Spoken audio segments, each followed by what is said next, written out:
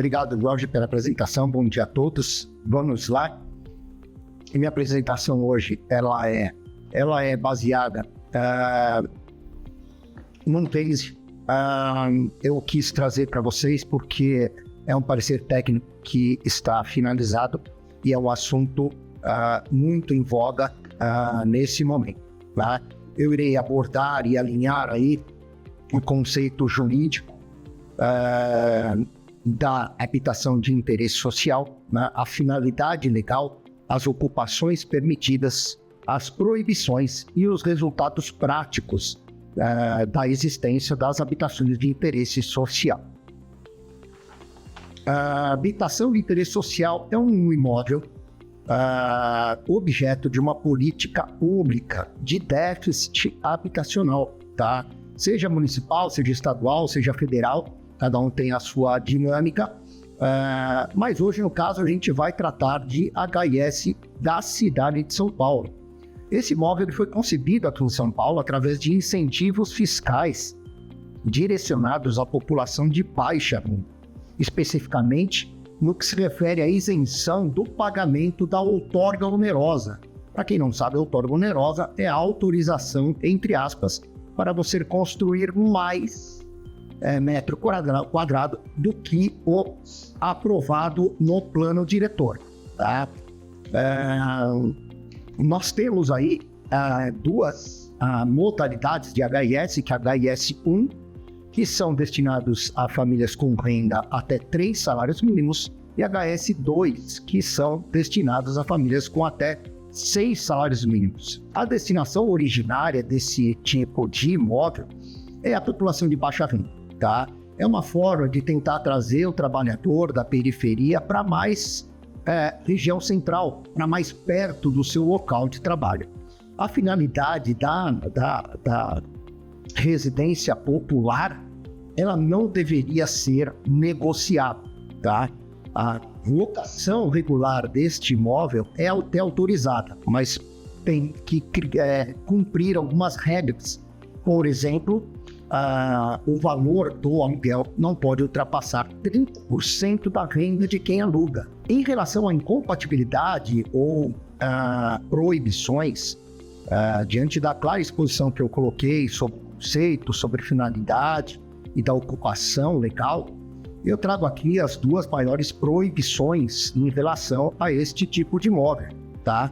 A primeira proibição é a locação chamada short stay, né, que é aquelas locações diárias por plataformas, e a segunda é não poder vender este imóvel pelo prazo mínimo de 10 anos, ou seja, na hora em que se compra um imóvel desse, por conta do incentivo fiscal, você é obrigado a mantê-lo por sua propriedade por 10 anos. Essas incompatibilidades deixam clara a situação de que o HIS ele foi criado com um destino certo e, como eu disse, inegociável de uma moradia popular, tá? E, não sendo cumprido isso, a gente declara e fica muito latente a situação de desvio de função, o que é um grande problema neste fato de densidade populacional. Tá? O que nós temos de legislação hoje para apresentar, eu vou só dar uma passada rápida para não ficar chato, são legislações municipais, principalmente aqui em São Paulo, que diz sobre as diretrizes urbanas, né, a função social dos imóveis e a determinação do coeficiente de construção do plano diretor. Esse coeficiente de construção é o limite que a construtora tem para construir em relação ao projeto e em relação ao tamanho do terreno. Os decretos municipais vêm para regulamentar o uso do solo, o uso da propriedade e do cumprimento da função social dos imóveis. Após isso, nós temos alguns atos municipais que ditam as regras de utilização do solo e ocupação. Passando aí, nós temos abaixo, hierarquicamente falando, as regras condominiais e a lei do inquilinato que diz sobre a locação. Sobre decisões judiciais, nós temos que já é de praxe, a gente vê nos fóruns e tribunais processos e decisões sobre o desvio de finalidade desses imóveis de interesse social. Há inúmeras decisões aí proibindo essas locações diárias, né, por plataforma digital para imóveis específicos de interesse social. Não é raro a gente ver nas decisões judiciais ali juízes, promotores, desembargadores utilizando expressões pesadas como mercado imobiliário predatório, como aberração imobiliária ou até parasita de incentivo fiscal. E por aí vai.